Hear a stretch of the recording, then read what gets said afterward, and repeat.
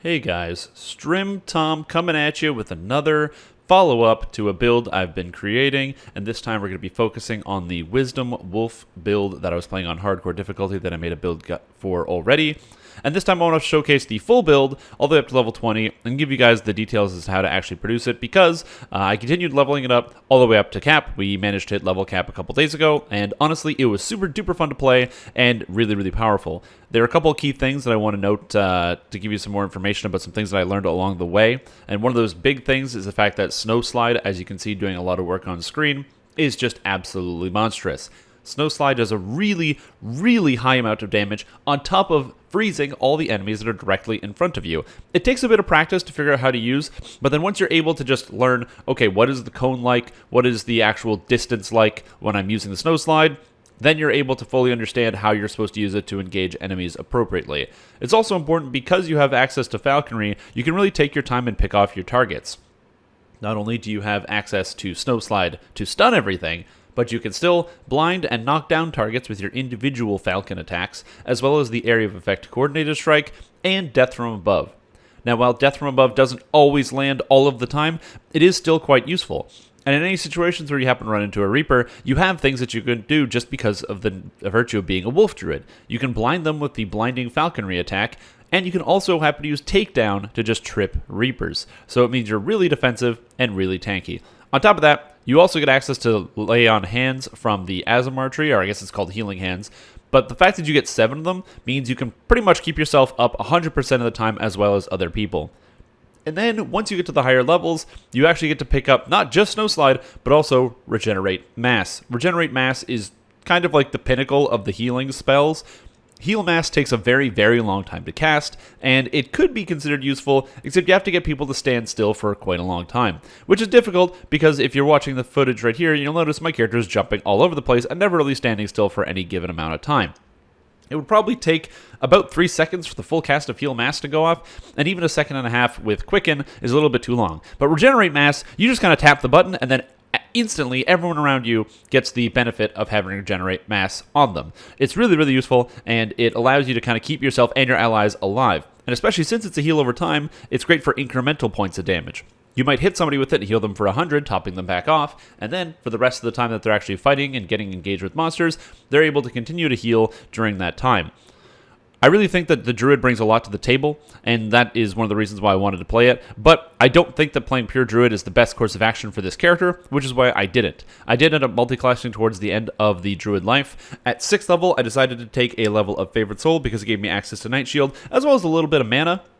And then when I moved up to the higher levels, at levels 19 and 20, I decided to take 2 levels of Fighter to pick up some additional feats and some defensive abilities.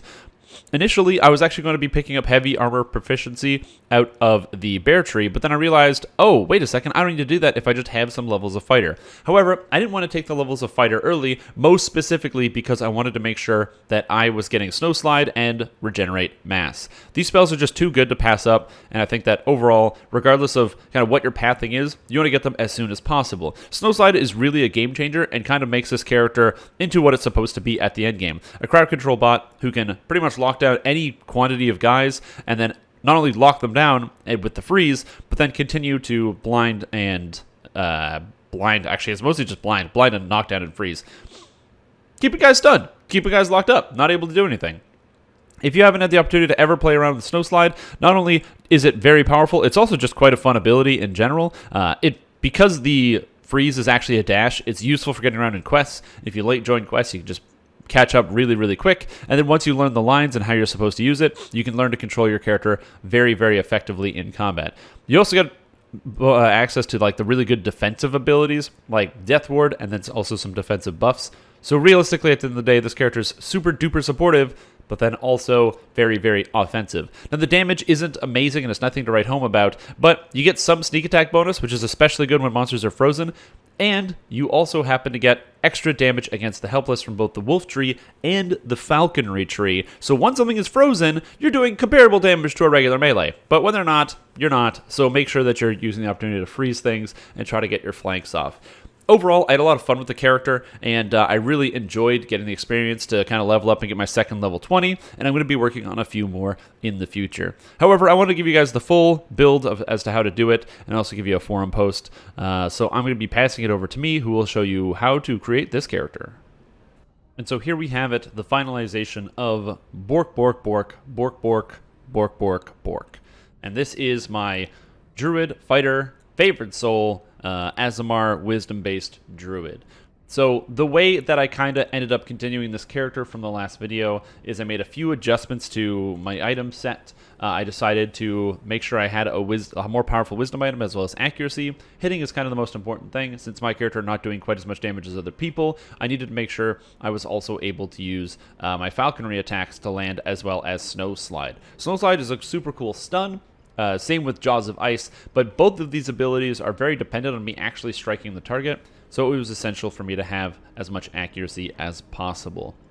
Also, what's very interesting is because you're kind of limited on equipment on the hardcore server and you have to kind of build it as you go along, I do use a couple items that I wouldn't normally use on the regular servers. A couple things are things like Raven's Sight. I'm not using this item right now, but I just wanted to make sure I had it here to show you guys.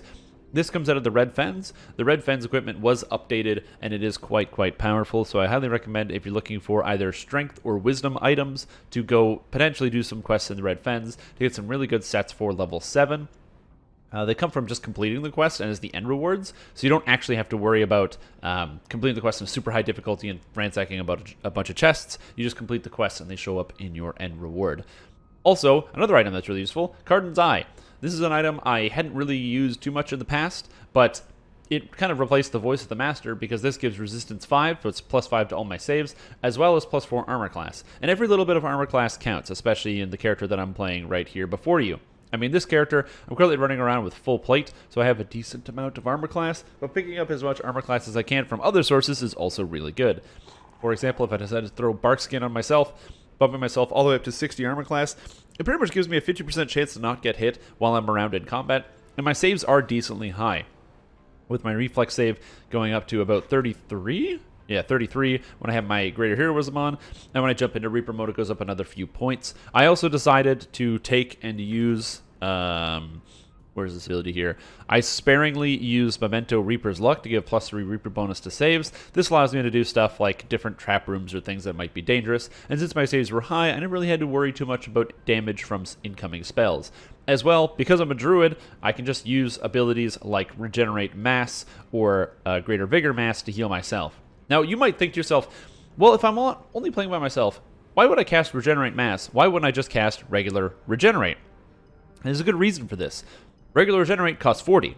For 10 more points, it hits everybody around you. On top of that, it has a higher maximum caster level. So I wanted to heal everybody around me at the same time, since I usually play in groups with this type of character. And since I'm playing in groups, Regenerate Mass is the same cast time, except it heals like, 5 times the people. Heal yourself and also a whole bunch of other guys. It's great, it's useful, and I highly recommend using the mass version when possible.